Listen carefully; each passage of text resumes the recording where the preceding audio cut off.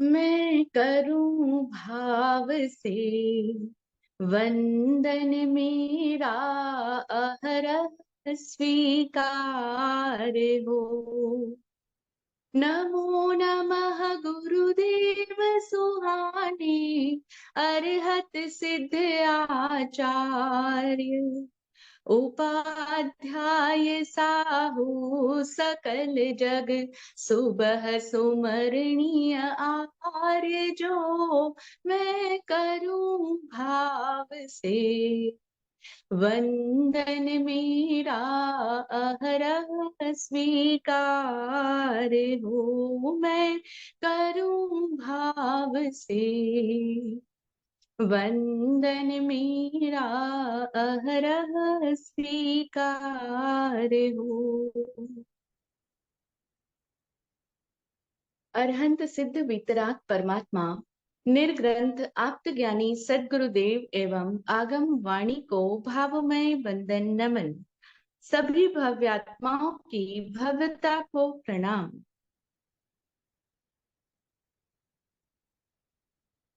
आप सभी को आवाज स्पष्टतया सुनाई दे रही है ना? जी। जय हो। आचरण सूत्र में एक सूत्र आता है, जे आसवा ते परिसवा, जे परिसवा ते आसवा, जे अणासवा ते अपरिसवा, जे अपरिसवा ते अणासवा। अर्थात जो जो आश्रव के स्थान हैं, वे ही परिश्रव के भी स्थान हैं। आश्रव का मतलब होता है कर्मों के आने के स्थान। हम सभी लोग आश्रव, संबर, बंध, निर्जरा, मोक्ष, इन सभी शब्दों से परिचित होंगे ही। ये नव तत्व हैं जो कि एक श्रावक को जानने योग्य होते हैं। तो आश्रव, आश्रव का मतलब होता है कर्मों का आना, आगमन। और कर्मों के आने के पश्चात जब कर्म आत्मा के साथ में संबंधित हो जाते हैं, उसको कहते हैं बंध। और जब बंधे हुए कर्म आत्मा से वापस अलग हटते हैं, समाप्त हो जाते हैं, दूर हो जाते हैं, उसको कहते हैं निर्जरा। और जब आत्मा संपूर्णतया उन सभी कर्मों से दूर हो जाती है, सब कर्मों की निर्जरा हो जाती है, तो वो मोक्ष की अवस्था है। ये इन सभी तत्वों का एक सामान्य परिचय है, जिससे कि आप में से बहुत लोग परिचित हैं, जानते हैं। तो हम यहाँ पर बात कर रहे हैं आचरण सूत्र के, एक सूत्र की, जो कहता है कि जो जो आश्रव के स्थान हैं, वे ही परिश्रव के भी स्थान हैं। तो आश्रव का मतलब है कि जो जो कर्मों के आगमन के द्वार है, कर्म जहां से आते हैं, वहीं से कर्मों की निर्जरा भी होती है। हम यहाँ पर इजी लैंग्वेज में आश्रव के लिए बोलेंगे, क्योंकि बार बार अगर हम बोलेंगे कर्मों का आना, तो हमें समझने में थोड़ा सा डिफिकल्ट हो जाएगा। तो इसलिए कर्मों का आना बोले तो संसार का मार्ग, क्योंकि कर्म जब आ जाते हैं और हमसे संबंधित हो जाते हैं, हम कर्मों के साथ में एक मेक हो जाती है आत्मा और कर्म, तो दैट मीन्स वो हमारी संसारी अवस्था है। तो जो संसार के रास्ते हैं, जो कर्म के आने के मार्ग हैं, जो संसार का मार्ग है, वो ही मार्ग मुक्ति का भी मार्ग है, सूत्र ये कहता है। अब हमारे लिए ये चीज थोड़ी सी शॉकिंग होगी, क्योंकि आज तक हमने ऐसा सुना है कि जो रास्ता संसार का है, उससे विपरीत रास्ता मोक्ष का है। लेकिन आज हम सूत्र को गहराई से समझ रहे हैं, जो ये कहता है कि संसार का मार्ग और मुक्ति का मार्ग दोनों अलग अलग नहीं है। जो संसार का मार्ग है, वही मुक्ति का मार्ग भी है। और सभी ज्ञानी जनों ने ये बात कही है कि वस्तुतः संसार का मार्ग और मोक्ष का मार्ग, ये दोनों भिन्न नहीं होते। जो रास्ते संसार को जा रहे हैं, यानी जिन रास्तों पर हम कर्मों का बंधन कर रहे हैं, जहां से हमारे कर्मों का आश्रम हो रहा है, वे ही रास्ते मुक्ति के रास्ते भी हैं। यानी उन्हीं रास्तों पर, उन्हीं स्थानों पर हम अपने कर्मों की निर्जरा भी कर सकते हैं। तो अब सुन तो ली बात, लेकिन समझे कैसे इस बात को, क्योंकि आज तक इससे विपरीत सुना है। लेकिन इसको समझना आसान है, क्योंकि जिसकी दृष्टि में मोक्ष है, उसके लिए हर रास्ता मोक्ष की ओर जा रहा है। और जिसकी दृष्टि में मोक्ष नहीं है, मोह है, जिसकी दृष्टि में मोक्ष नहीं है, मोह है, बंधन है, लगाव है, वैर विरोध का भाव है, उसके लिए जो रास्ता है वो वहां पर ले जाएगा जो कुछ उसकी अपनी दृष्टि में बसा हुआ है। क्योंकि रास्ता तो वही होता है, लेकिन चलने वाले की दृष्टि पे सब कुछ डिपेंड करता है।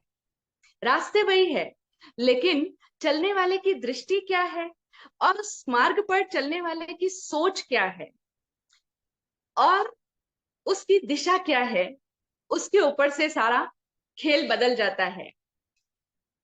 जैसे हम इस बात को समझें कि हमारे घर में 2-3 फ्लोर्स होते हैं, तो हमारे घर में ऊपर मंजिल पर जाने के लिए जो सीढ़ियां होती है, वो सीढ़ियां हमें ऊपर भी ले जाती है, और जो सीढ़ियां हमें ऊपर मंजिल तक ले गई है वही तो सीढ़ियां हमें नीचे भी लेकर आती है।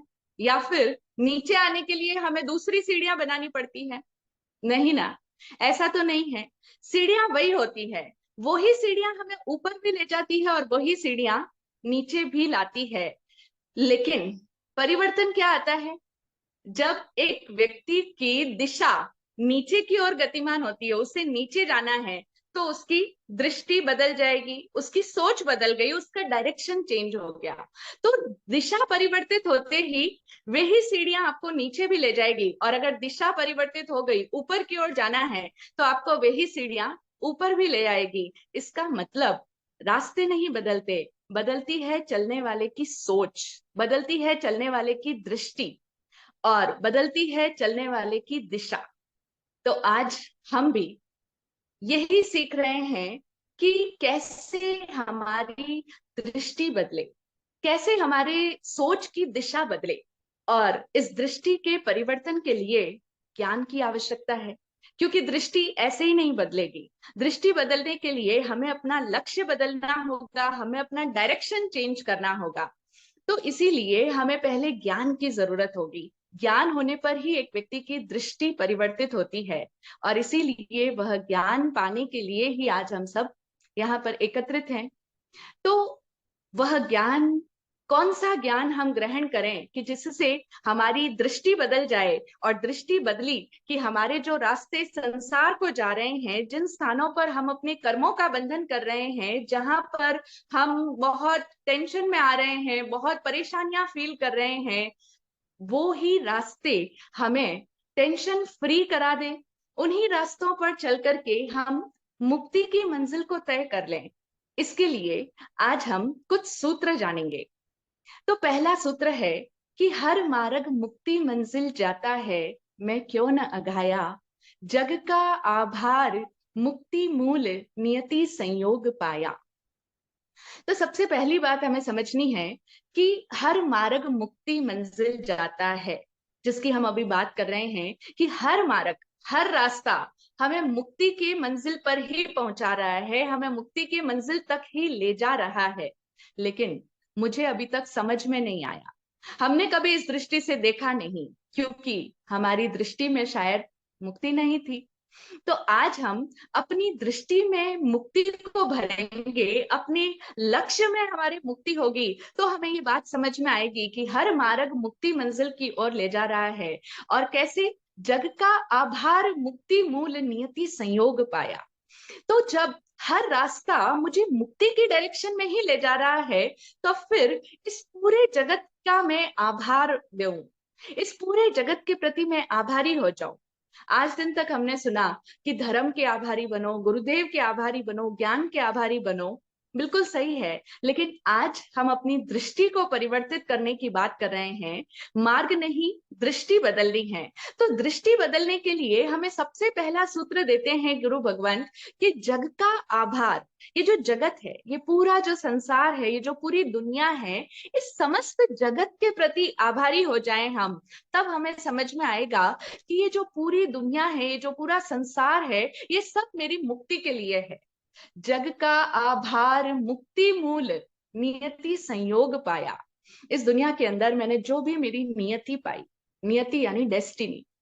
हर व्यक्ति अपनी अपनी डेस्टिनी के साथ ही इस जीवन में आता है। सबकी अपनी अपनी नियति है। प्रारब्ध में जो मैं कर्म अपने साथ में लेकर के आया हूं, वह है मेरी नियति।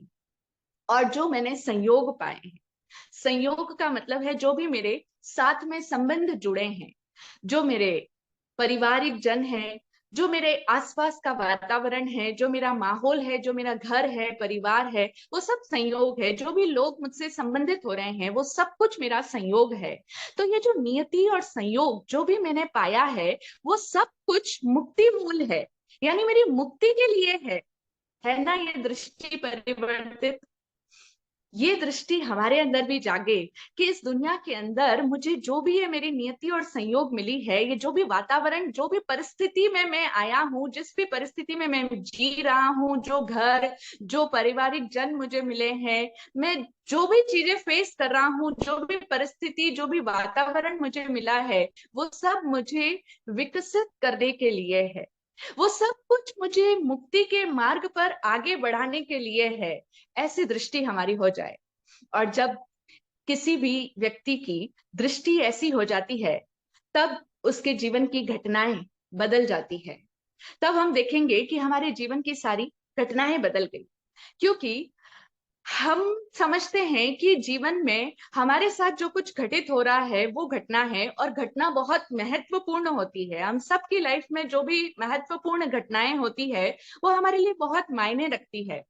लेकिन यहाँ पर भी एक समझने की बात है कि घटनाएं उतनी महत्वपूर्ण नहीं होती जितना उन घटनाओं को हम किस रूप में लेते हैं, वो सबसे ज्यादा मायने रखता है। हाँ, बिल्कुल यही बात है। एक इंग्लिश फिलोसोफर हुए हैं एल्डस हक्सले। उनका एक कोटेशन है जिसमें वो कहते हैं कि अनुभव वह नहीं होता जो आपके साथ घटित होता है, बल्कि वह होता है जो आपके साथ कुछ भी घटित होने पर आप उसके साथ जो कुछ भी करते हैं, वह आपका अनुभव होता है। अब हक्सले के इस कथन को हम इजी करके समझते हैं एक उदाहरण के द्वारा। हम सपोज करें जैसे कि एक पति है जो सुबह ऑफिस के लिए निकल रहा है घर से, और उसको पत्नी ने कहा कि आज शाम को कुछ काम है, हमें बाहर जाना है, या कोई भी ऐसी परिस्थिति है तो आप शाम को ऑफिस से जल्दी घर आ जाना। पति ने उससे कहा कि ठीक है, मैं 8 बजे ऑफिस से घर आ जाऊंगा। लेकिन पति 8 बजे की बजाय 9 बजे घर पर पहुंचता है। अब घटना क्या है कि पति को 1 घंटे पहले आना था, लेकिन वो 1 घंटे की देरी से घर पहुंचा है। लेकिन इस बीच 1 घंटे जो वो देरी से पति घर आया है, उस बीच पत्नी मन ही मन में अपने सोचती है कि ये जो मेरे पति हैं, ये अब मेरा नाजायज फायदा उठाने लग गए हैं। इन्हें अब मेरी कोई परवाह ही नहीं रही है, इन्हें मेरी कोई वैल्यू ही नहीं रही है, इनके लिए मेरा कोई महत्व ही नहीं है। और सिर्फ इतना ही नहीं, उस पत्नी का दिमाग अब ये क्वेश्चन भी उठाने लगता है। वो ये सवाल अपने मन ही मन सोचने लगती है कि क्या इस घटना की बजाय, इस जगह की बजाय, अगर इनकी बॉस के साथ में कोई मीटिंग हो रही होती, तब भी क्या ये ऐसा ही करते? यानी क्या ये तब भी इतने लेट आते? नहीं ना, तब तो वो ऐसा नहीं करते। इसका मतलब इन्होंने मुझे, वो आप बोलते हैं ना, टेकन फॉर ग्रांटेड, मतलब मेरे को मेरा गलत फायदा उठाया जा रहा है, मेरी कोई इज्जत ही नहीं करता है। और इतना ही नहीं, अब पत्नी मन ही मन इस दरमियान ये निष्कर्ष भी निकाल लेती है, इस सोच तक पहुंच जाती है कि अब समय आ गया है इनको ये बताने का कि मैं कोई पायदान नहीं हूँ। पायदान मतलब मैं कोई स्टेपिंग स्टोन नहीं हूं कि मेरे को हर तरीके से चला दे, मैं कोई सेकंड ऑप्शन नहीं हूं, मैं कोई विकल्प नहीं हूं। मतलब बहुत कुछ सोचने लग जाती है वो कि अब इनको बताना पड़ेगा कि मेरी भी तो वैल्यू होती है, ऐसे नहीं चलेगा, ऐसे कैसे चलेगा, हर बार मुझे इग्नोर किया जाता है, वगैरह वगैरह। अब ये सब कुछ पत्नी का मन सोच रहा है, लेकिन घटना क्या थी? सिर्फ इतनी सी कि पति 1 घंटे की देरी से घर लौटा है। लेकिन इस घटना का विश्लेषण पत्नी के मन ने किस तरह से कर लिया कि अब पति को मेरी कोई परवाह नहीं रही, अब पति मेरी केयर नहीं करते, अब उनके मन में मेरे लिए कोई इज्जत नहीं बची, कोई वैल्यू नहीं बची है। लेकिन जरूरी नहीं है कि परिस्थिति ऐसी ही रही हो। और ये बिल्कुल आवश्यक नहीं है कि ये ही जो वो पत्नी सोच रही है वो ही वास्तविकता रही हो सकता है वास्तविकता ऐसी बिल्कुल भी नहीं रही हो कि पति के मन में अब पत्नी की कोई केयर नहीं है, या वो उसकी इज्जत नहीं करता, या वो उसका गलत फायदा उठा रहा है। ऐसा कोई भी वास्तविक बात नहीं है। लेकिन पत्नी के मन ने इसे ही वास्तविकता के रूप में स्वीकार कर लिया है। तो ये जो पत्नी ने इसको वास्तविकता मान लिया है, अपने मन की सोच को हकीकत बना लिया है उसने, तो अब उसके लिए यही उसका अनुभव है। तो जो हक्सले का ये जो कोटेशन है कि अनुभव वह नहीं होता जो आपके साथ घटित होता है, बल्कि आपके साथ जो कुछ भी घटता है उस पर आप क्या करते हो वो आपका अनुभव होता है। जैसे कि पत्नी का अनुभव ये था कि पति अब मेरी केयर नहीं करते हैं, पति को मेरी परवाह नहीं है। तो ये महत्वपूर्ण बात क्या है कि हम घटनाओं को किस तरह से लेते हैं, हम घटनाओं को किस तरह से देखते हैं, हम घटनाओं को किस तरह से समझते हैं, और हम घटनाओं की कैसी व्याख्या करते हैं। तो बात सारी आती है कि आपकी दृष्टि कैसी है, आप कैसे देखोगे किसी भी घटना को। आपकी लाइफ में जो कुछ भी आ रहा है, आप उसको किस तरीके से देखते हैं और किस तरीके से उसको लेते हैं, किस तरीके से उसका एनालिसिस करते हैं और किस तरीके से उसकी व्याख्या देते हैं, स्वयं को कैसी उसकी व्याख्या देते हैं। तो सारा परिवर्तन आता है दृष्टि का।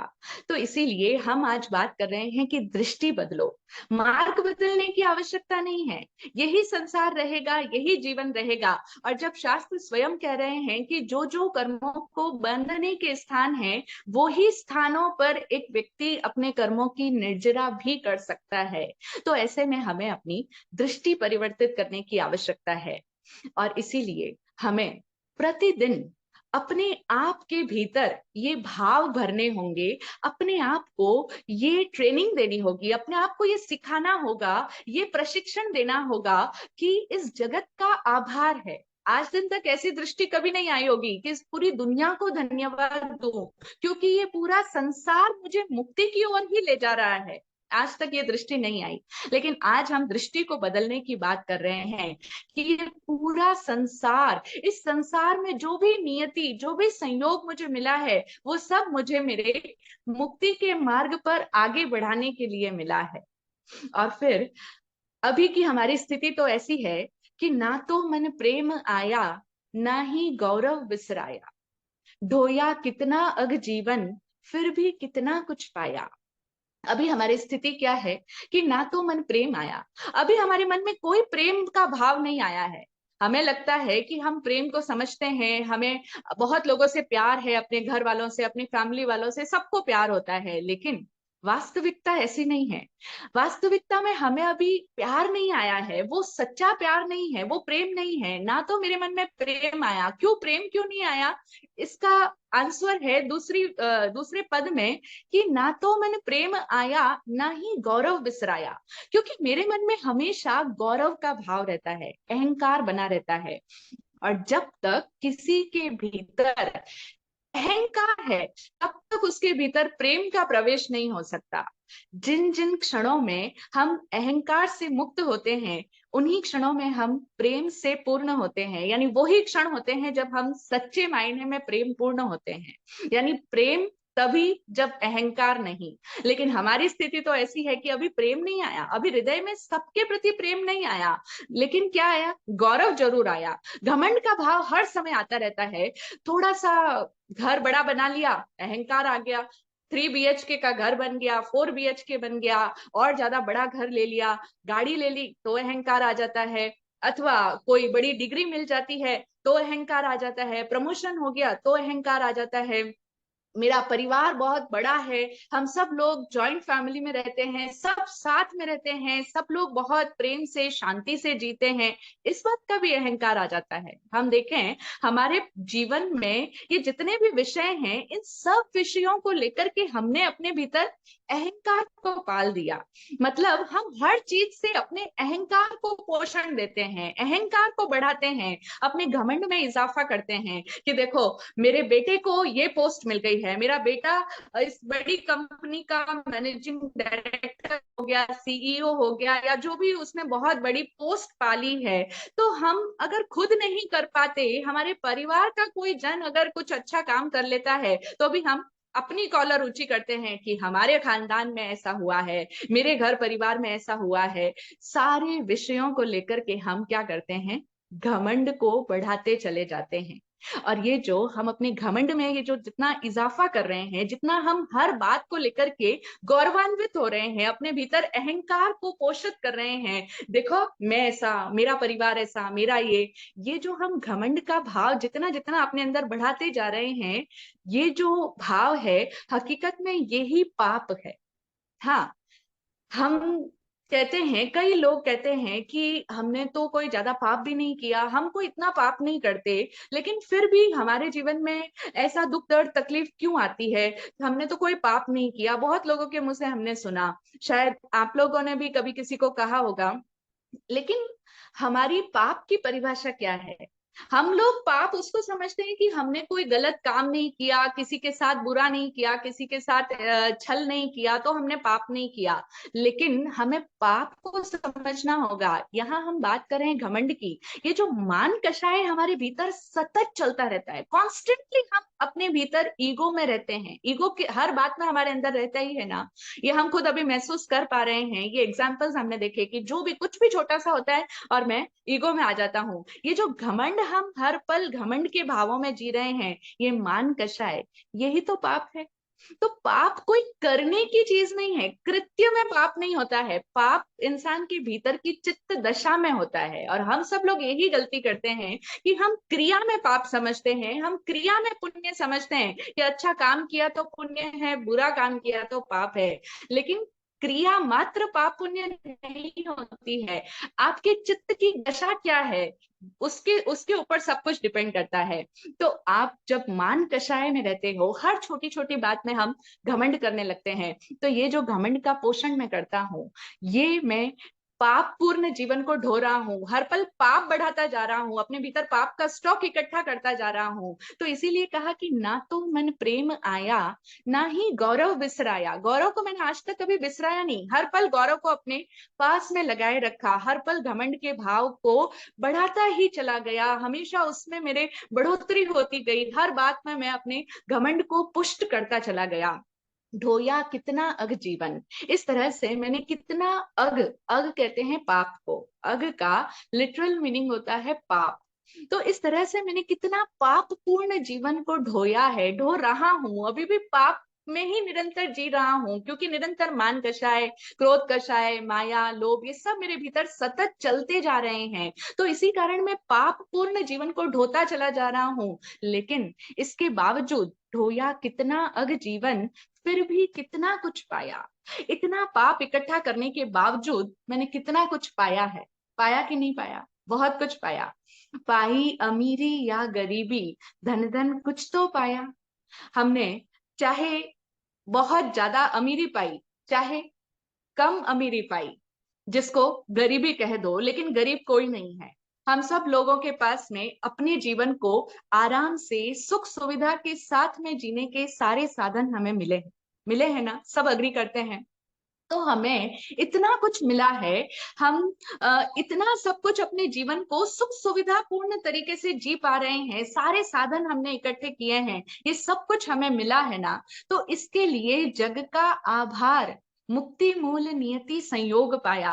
ये सब कुछ जो मुझे मिला है, इसके लिए मैं इस पूरे जगत का, इस पूरे यूनिवर्स का आभार प्रकट करता हूँ, इसके लिए मैं धन्यवाद देता हूँ, इसके लिए मैं शुक्रगुजार होता हूँ कि ये सब कुछ जो साधन मुझे मिले हैं, ये सब मेरे मुक्ति के मूल है, ये सब मेरे मुक्ति के मार्ग पर मुझे आगे बढ़ाने के लिए है। इनका भी उपकार है, इन सब का सहयोग है। और किस किस का सहयोग है और हमने क्या क्या पाया है, अभी हमें अपनी पूरी दृष्टि को बदलना है। आज दिन तक हमेशा ये देखते रहे कि हमने कुछ नहीं पाया, हमें क्या मिला। बहुत लोग बोलते हैं कि अभी तो कोई खास पैसा नहीं कमाया है, अभी तो ठीक है कर रहे हैं, अभी तो जिंदगी जी रहे हैं, अभी तो हमारे गोल्स बहुत हाई है, टारगेट्स है, अभी तो इतना टर्नओवर करना है, वहां तक पहुंचना है। हर एक व्यक्ति को जो कुछ उसे मिला है वो हमेशा कम लगता है। वो तो लगता है कुछ पाया ही नहीं है, अभी तो मुझे वो पाना है, वहां तक पहुंचना है। लेकिन हम देखें हमने कितना कुछ पाया है, उस पे कभी नजर नहीं गई। आज दृष्टि को उसी पे शिफ्ट करना है, अपने फोकस को चेंज करना है कि हमने क्या क्या पाया है। मम्मी की कोख पाई, पापा की गोद पाया, परिजन का स्नेह पाया, शासक से न्याय पाया। हमने कितना कुछ पाया। हमने कुछ भी खर्च नहीं किया, हमने कोई भी मूल्य नहीं चुकाया, लेकिन हम सबको इतने अच्छे पेरेंट्स मिले। हमें जन्म लेने से पहले ही हमारी सारी देखभाल की व्यवस्था करने वाले हमारे पेरेंट्स मिले, जिन्होंने एक बच्चे के जन्म से पहले ही सारी व्यवस्था कर रखी है। तो हमें माता मिले, हमें इतने प्यार करने वाले पिता मिले, हमारे को देखभाल करने वाले, हमारे को दुलार देने वाले हमारे सारे पारिवारिक जन मिले, परिजन मिले। और शासक से न्याय भी मिला। हमने गवर्नमेंट से कितना कुछ हम पा रहे हैं। हम बच्चे से बड़े हुए, हमारे पेरेंट्स ने हमें ध्यान रखा, हमारे सारे फैमिली मेंबर्स ने हमें प्यार दिया, दुलार दिया, हमें शिक्षा दी, हमारी देखभाल करी, हम इतने बड़े हुए।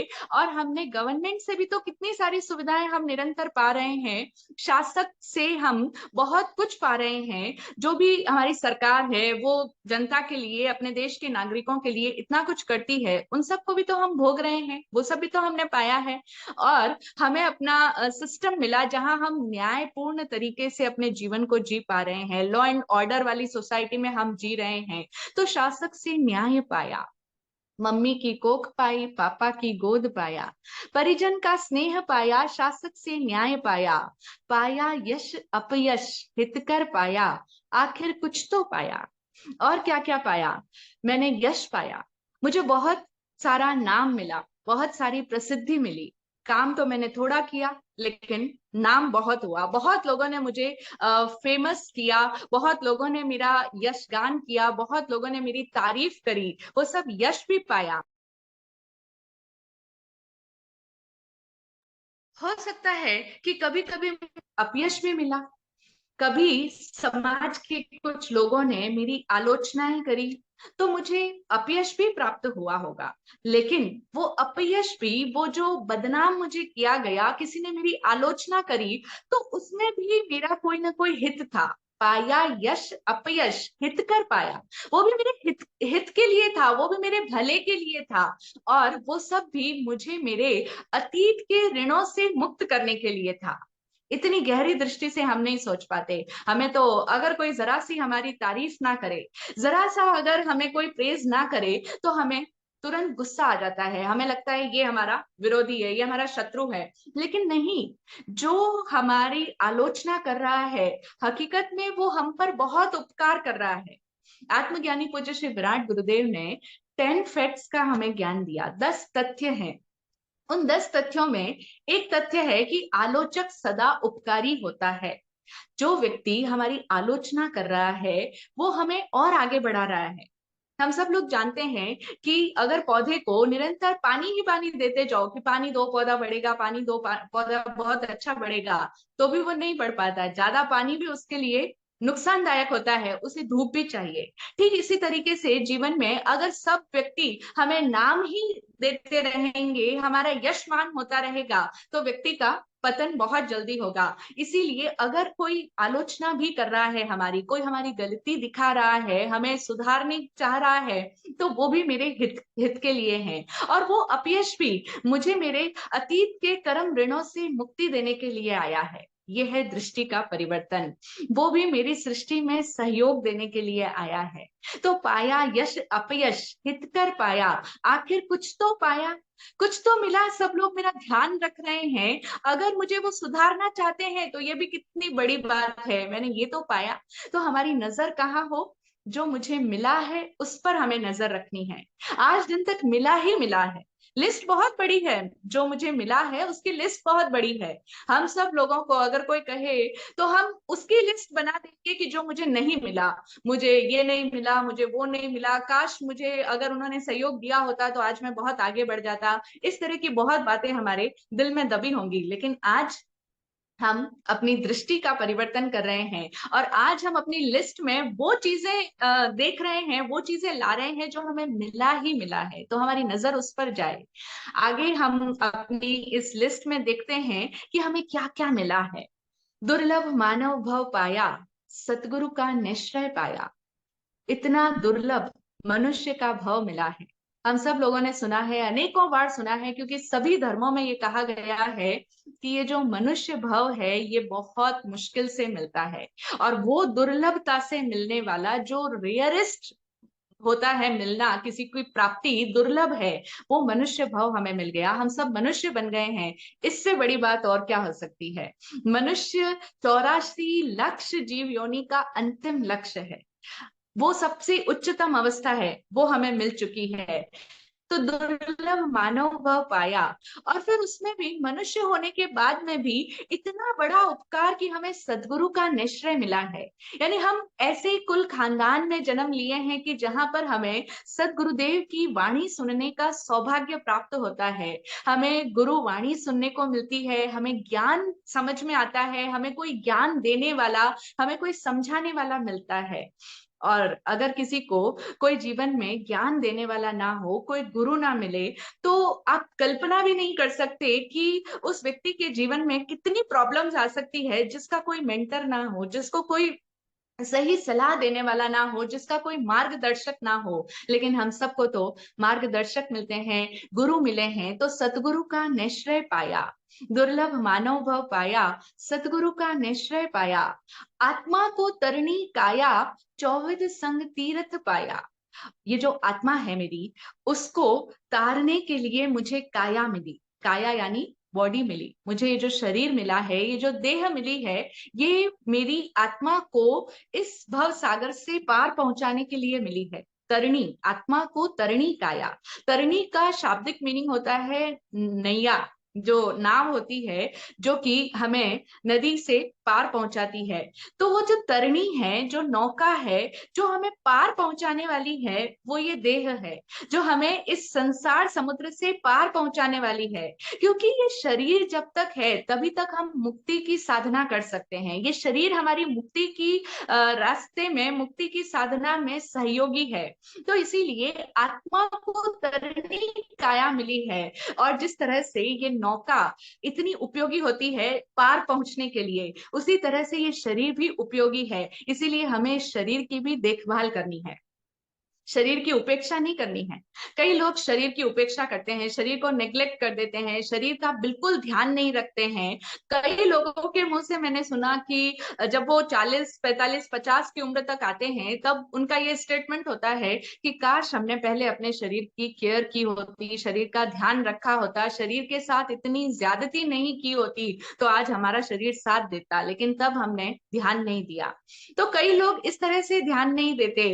और कई लोग इसलिए भी ध्यान नहीं देते कि करना क्या है, शरीर तो एक दिन नष्ट हो जाने वाला है, इसलिए शरीर को उपेक्षित कर दो, शरीर का ध्यान मत दो। तो इसलिए भी वो ध्यान नहीं देते। लेकिन कई लोग शरीर देखभाल करने की, जब हम बात करते हैं कि शरीर की देखभाल करनी जरूरी है, क्योंकि ये हमारी मुक्ति के मार्ग में सहायक है। और अगर शरीर बीमार पड़ गया तो हम मुक्ति की साधना नहीं कर पाएंगे, साधनाएं अवरुद्ध हो जाएंगी, रुक जाएगी, डिस्टरबेंस आ जाएगा साधना में, क्योंकि शरीर साथी है। ये हमारा सबसे निकट का साथी है, हमारा सबसे क्लोज साथी है, हमारा साथ देने वाला है।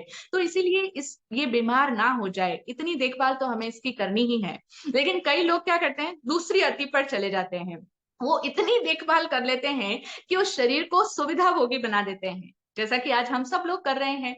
शरीर को बस आराम ही आराम दो, शरीर से कोई कष्ट ना उठाओ, कोई शारीरिक कार्य ना करो, अतिरिक्त मेहनत मत करो, क्योंकि शरीर को ध्यान रखना है। तो हम शरीर को इतना ज्यादा सुविधाओं का आदी बना देते हैं कि शरीर से कोई काम नहीं करते। वो सो रहा है तो उसे सोते रहने देते हैं, अथवा खूब भोजन कर लिया, जितना टेस्टी से टेस्टी, वो स्वाद के कारण से बहुत ज्यादा भोजन कर लेते हैं, तो यहाँ भी हम शरीर को नुकसान पहुंचा रहे हैं। ये शरीर की देखभाल नहीं है, ये शरीर को सुविधाएं देना है, सुविधा भोगी बनाना है, और इस वजह से शरीर का बिगाड़ करना है, नुकसान करना है।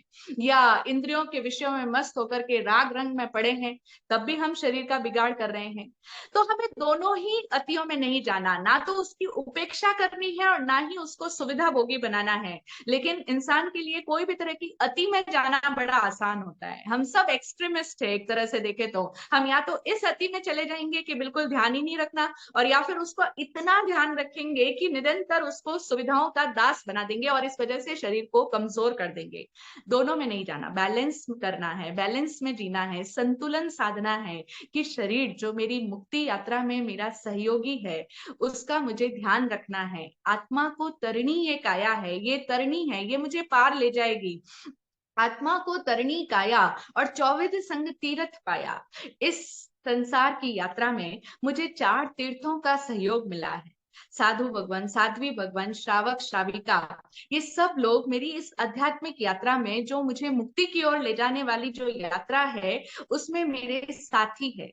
अगर किसी मार्ग पर, कोई भी जगह पर हम जाते हैं, अगर हमारे कोई साथ अच्छा हो तो हमारी यात्रा कितनी आनंददायक हो जाती है, कितनी अच्छी जाती है। तो इसी तरीके से हमें हमेशा साथ की आवश्यकता होती है। तो इस जीवन में हमें भी साथ मिला है। साधु साध्वी श्रावक श्राविका, चारों तीर्थों का सहयोग है, इसी का नाम संघ है। संघ में रहकर के एक व्यक्ति की साधना यात्रा अच्छी तरह से, सुगम रीति से हो पाती है। तो हमने वो सब कुछ पाया है। और पाया बलशाली या निर्बल तन, देखो कुछ तो पाया। ये जो तन है, ये जो बॉडी है जिसकी अभी हम बात कर रहे हैं, ये बलशाली मिली तो भी अच्छी बात है। और अगर थोड़ी निर्बल मिली, कम बलवान मिली, थोड़ी इस शरीर में ताकत कम है, तो भी क्या हो गया, कुछ तो है, कुछ तो पाया। चाहे जैसा भी तन पाया, इस देह के प्रति भी हमें कृतज्ञ होना है, इसके प्रति भी हमारे मन में ग्रेटफुलनेस का भाव आए, इसके प्रति भी हम धन्यवादी बन जाएं, इसका भी हम आभार करें। लेकिन होता अभी इससे उल्टा है। हम सब लोग अपनी ही शरीर के प्रति शिकायती तो बहुत जल्दी बन जाते हैं। जैसे ही शरीर में कोई दर्द आता है, कोई पीड़ा, कोई तकलीफ आती है, हम तुरंत कंप्लेन करने लगते हैं। घुटने दुख रहे हैं, कमर दुख रहे हैं, ये प्रॉब्लम, वो प्रॉब्लम। लेकिन क्या हमने, जब ये शरीर हमारा साथ दे रहा है, इस बॉडी के अंदर सारे अंग ठीक ठाक काम कर रहे हैं, तभी तो हम स्वस्थ हैं, तो क्या तब हमने इसके प्रति कोई धन्यवाद या कोई कृतज्ञता ज्ञापित की? नहीं की। लेकिन आज हम इसी बात को समझ रहे हैं कि पाया बलशाली या निर्बल तन, देखो कुछ तो पाया, कुछ तो पाया, ये शरीर पाया है ना, इसका धन्यवाद। जग का आभार, मुक्ति मूल नियति संयोग पाया। आभार वाली दृष्टि हो और शिकायती दृष्टि ना हो, तभी हम आगे की यात्रा पे आगे बढ़ सकेंगे। तो सबसे पहले हमें हमारे भीतर एक ही काम करना है कि जहां जहां पर मन में शिकायत आती है, चाहे अपनी बॉडी को लेकर के भी शिकायतें आ रही हो, वो शिकायत भरा नजरिया अपने अंदर से दूर करना है और उसके प्रति आभार भाव लाना है, उसके प्रति कृतज्ञता वाला नजरिया विकसित करना है। और हमने क्या क्या पाया? ये देह पाई, और इसी के साथ साथ इस देह में हमने पांचों इंद्रियां पाई। इंद्री और प्राण पाए, मन के ये भान पाए, आगम वाणी शोधन के कितने संधान पाए। हमने पांचों इंद्रियां पाई है, हमारे पास में 5 सेंस ऑर्गन्स है और वो सब ठीक ठाक काम कर रहे हैं, ये क्या कम बड़ी बात है? 10 बल प्राण हमें मिले हैं, जहां हमारी पांचों इंद्रियां ठीक तरीके से काम कर रही है। हमारे पास में मन बल है, वचन का बल है, काया का बल है, श्वासोश्वास, हमारी श्वास निरंतर हमारे बिना कुछ किए निरंतर वो आ रही है, जा रही है, सब कुछ ठीक ठाक चल रहा है। तो क्या इसके प्रति हमें आभारी नहीं होना? आप लोग बोलोगे कि किस बात के लिए थैंकफुल हो मैं जिंदगी में, हमें मिला क्या है? हमें हमेशा जिंदगी में जब से होश संभाला है, तकलीफें ही देखी है, समस्या ही पाई है। अरे नहीं, ऐसा नहीं है। बहुत कुछ मिला है, कभी दृष्टि नहीं गई, और आज हम दृष्टि का ही परिवर्तन कर रहे हैं। तो हमें ये सब जो कुछ मिला है, हमें इस दुनिया को जानने की, समझने की क्षमता मिली है। इस दुनिया में बहुत से ऐसे जीव है जो पंचेंद्रिय नहीं है, जो विकलेंद्रिय हैं, उनसे हम श्रेष्ठ हैं। और फिर इतना ही नहीं, हमें मन की कैपेसिटी मिली है, मन की इतनी बड़ी ताकत हमारे पास में है कि हम मन से कितना कुछ कर पा रहे हैं। हम दुनिया में इतना ज्ञान, विज्ञान, टेक्नोलॉजी सब कुछ विकसित कर रहे हैं। क्यों? क्योंकि हमारे पास में एक विकसित मस्तिष्क है, मन है। तो हमने ये मन के संधान पाए हैं और आगम वाणी के संधान मिले हैं हमें। यानी हमें तीर्थंकर परमात्मा की वाणी सुनने का, समझने का ये जो मस्तिष्क मिला है कि हम उनकी वाणी को सुन सकते हैं, समझ सकते हैं, ग्रहण कर सकते हैं, ये क्या कम बड़ी बात है? हम सुनते हैं ना कि जो तिर्यन चोनी में है वो भगवान की वाणी को सुन सकते हैं, लेकिन वो वहां पर आचरण नहीं कर सकते। देवता हैं लेकिन वो भी बंधे हुए हैं, वो भी आचरण उतना नहीं कर सकते जितना एक मनुष्य कर सकता है। तो हमें अपने आप को जानने के, गुरुवाणी को जानने के, समझने के कितने सारे संधान मिले हैं, कितने सारे अवसर मिले हैं, ये विवेक विज्ञान हमें मिला है। तो क्या हमें इसके प्रति आभारी नहीं होना चाहिए? होना चाहिए।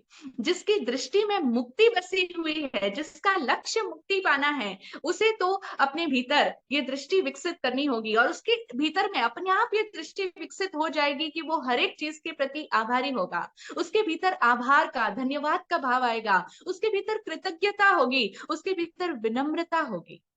क्योंकि ये जो विनम्रता है, जो विनय भाव है, यही तो जैन धर्म का मूल है।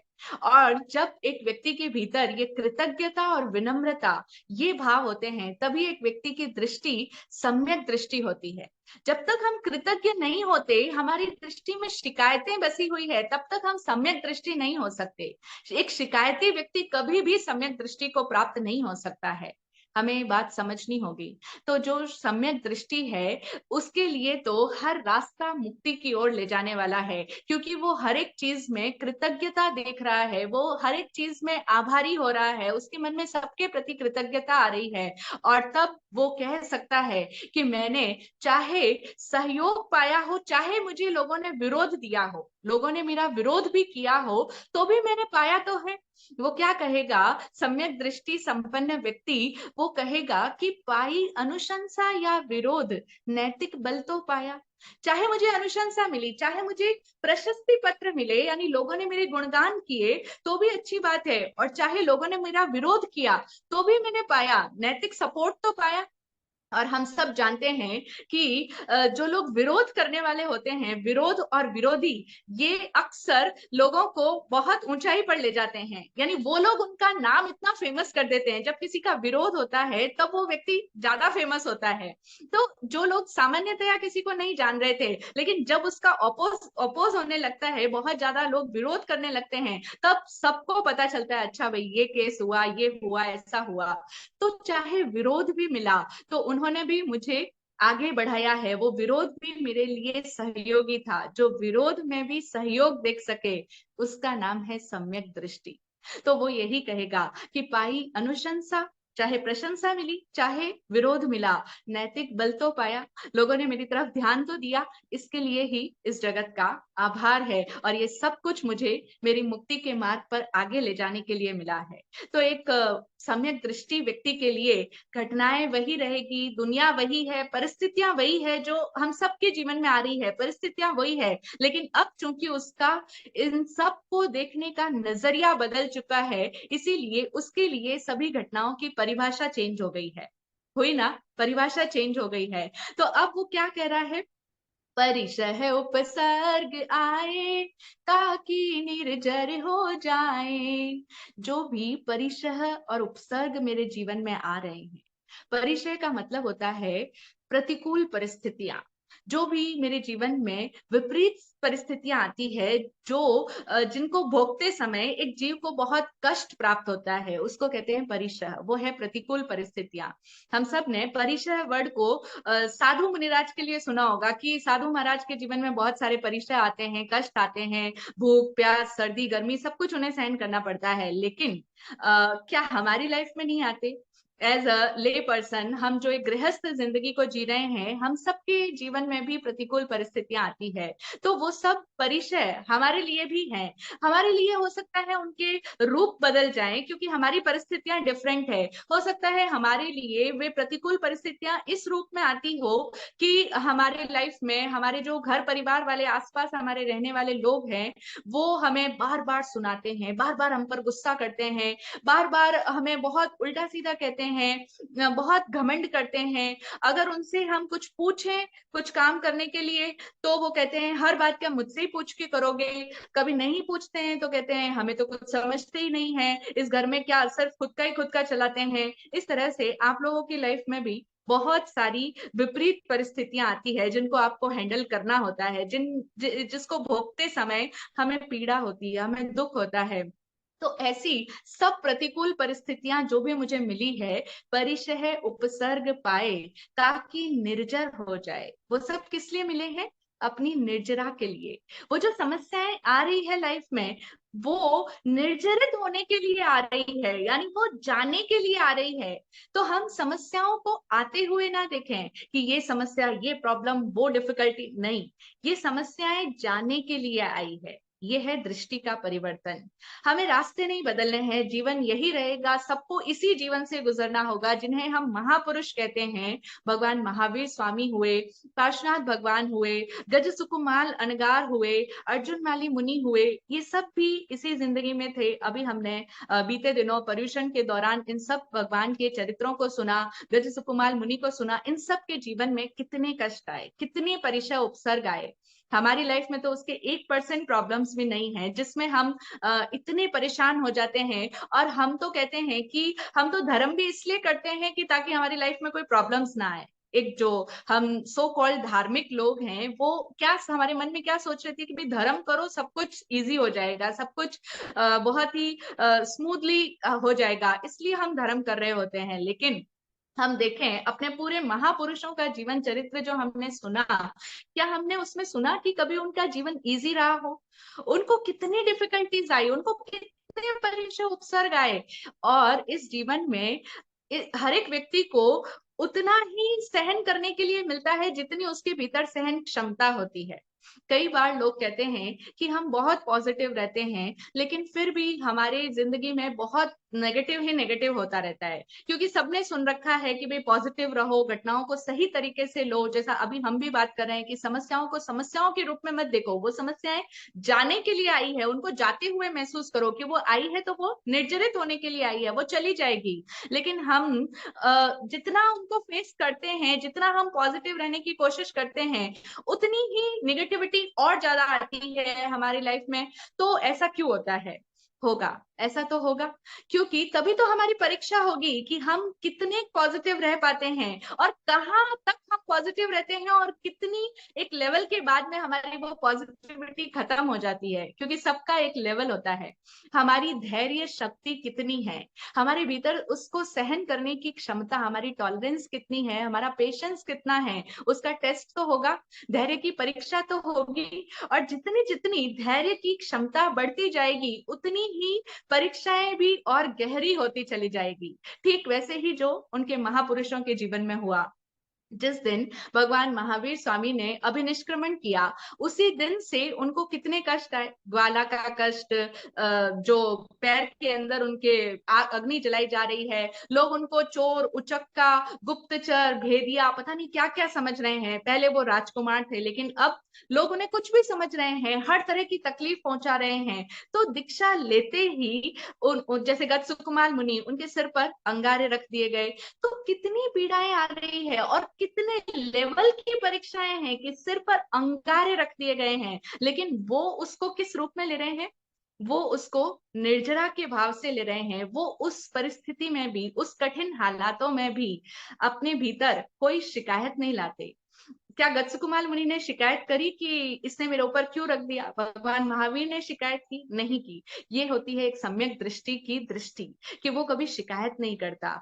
और तब वो उसको निर्जरा के भाव से देखता है, वो उन घटनाओं पर प्रतिक्रिया नहीं करते। और हमारे अंदर प्रॉब्लम यह है कि हम हर घटना पर, जो भी एडवर्स सिचुएशन आती है, जरा किसी ने हमें कुछ सुना दिया, हमारा सहयोग नहीं दिया, किसी ने हमें गाली दे दी, या किसी ने, हम उसके साथ कोई काम कर रहे थे, हमने कोई प्रोजेक्ट स्टार्ट किया और उसने बोल दिया कि भाई हम नहीं करेंगे, अब तुम्हारे देखो, तुम करो।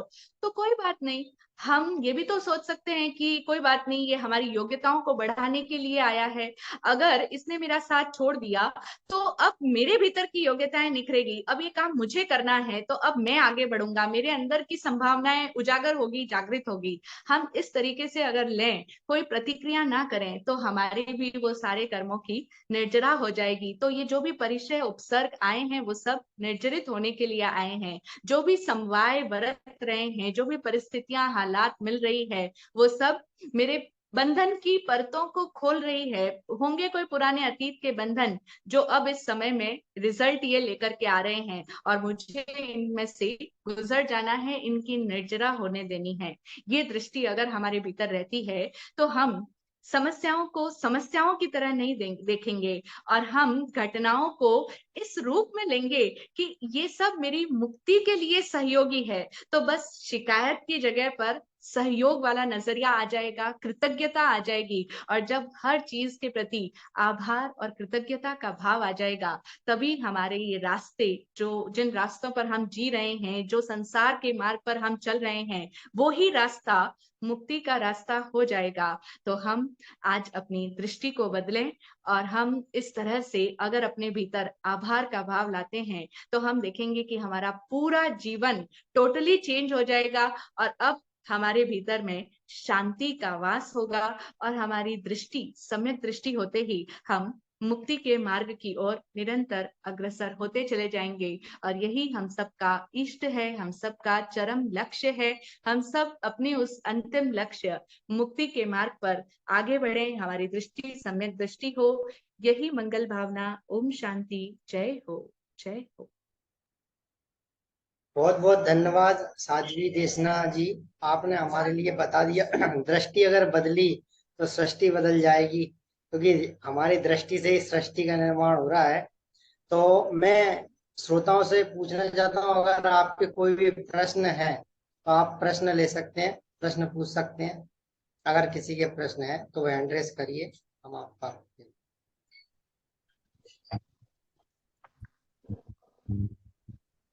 जी, एक प्रश्न है कि यदि दिशा गलत हो तो दृष्टि हम्म। बदलने से क्या होगा?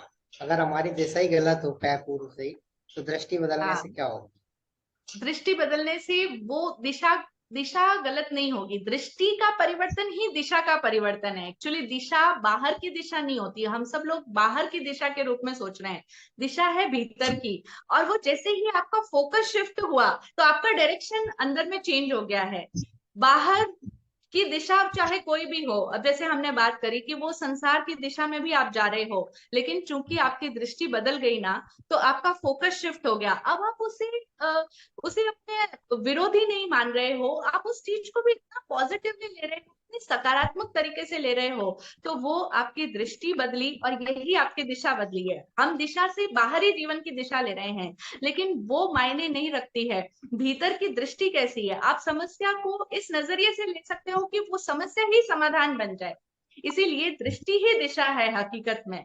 तो यहाँ हमारे समझने की भूल है। वो दिशा, मार्ग की आप बात कर रहे हो, लेकिन वो मार्ग कोई भी हो, आपकी दृष्टि बदलते ही आपकी दिशा ऑटोमेटिकली परिवर्तित हो जाएगी, भीतर का शिफ्ट चेंज हो जाएगा। जी, बहुत बहुत शायद आपको धन्यवाद। समझ आया होगा। जी जी, बिल्कुल। हर्षित मुनि जी आपसे प्रश्न करना चाहते हैं। जी, हर्षित मुनि जी, बोलिए। जी। मेरा क्वेश्चन ये है कि कभी कोई घटना होती है तो वो होती तो 10 सेकंड की, पर उस घटना को हम 10 साल तक भी भूल नहीं पाते हैं। तो हम ऐसा क्या करें कि उसको हम्म। उसी लेवल पे हम उसे भूल जाए, और कोई पॉजिटिव चीज हो तो उसे उसी 10 सेकंड को हम अपनी 10 साल में उसको पॉजिटिव को अपन साथ में ले सकें।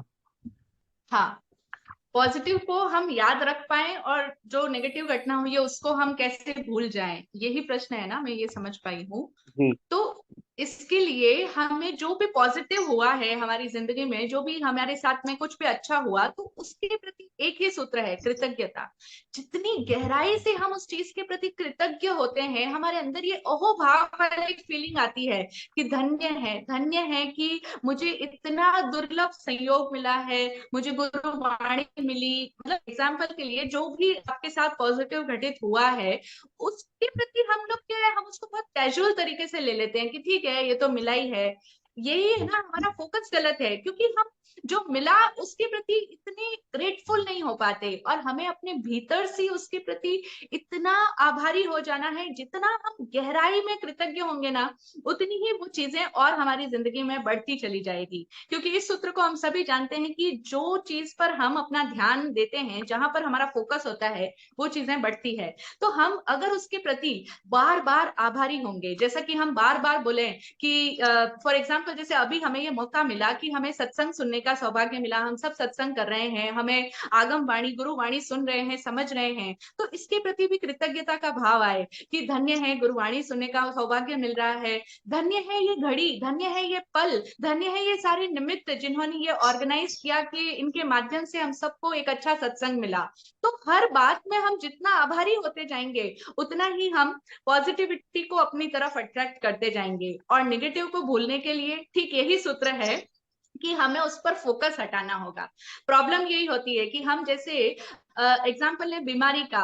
अब जिंदगी में बीमारी सबको आती है, छोटी मोटी बीमारियां सबके आती है, लेकिन हम लोग क्या करते हैं, सुबह उठने के साथ ही अपनी बीमारियों का व्याख्यान करना शुरू कर देते हैं, मेरे ये प्रॉब्लम थी, वो है वो है वो है। हम कितना उसके ऊपर फोकस करते हैं, कितना ध्यान देते हैं। तो जो नेगेटिव इश्यूज हैं हमारी लाइफ के, जो भी नकारात्मक बिंदु हैं, उनको हम बार बार बोले नहीं। पहला पॉइंट तो कि हम उनको बार बार अपनी जुबान पे ना लाएं, और फिर दूसरा कि हम उनको मन में भी ना सोचें। इन शॉर्ट हम कह सकते हैं कि उस पर ध्यान ही ना दें, क्योंकि जिंदगी में जिस पर हम ध्यान देते हैं वो चीजें बढ़ती है। ध्यान ही खुराक है, ध्यान ही भोजन है।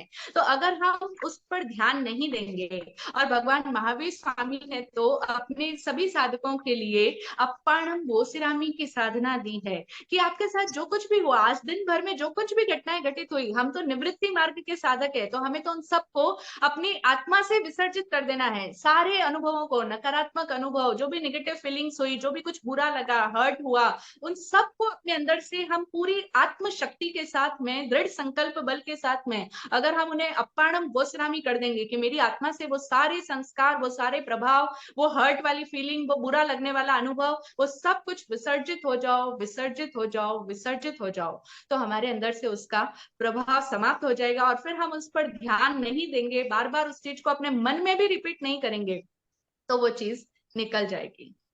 ये है इसका मार्ग। आभार। जय हो। जरूर। Thank you so much.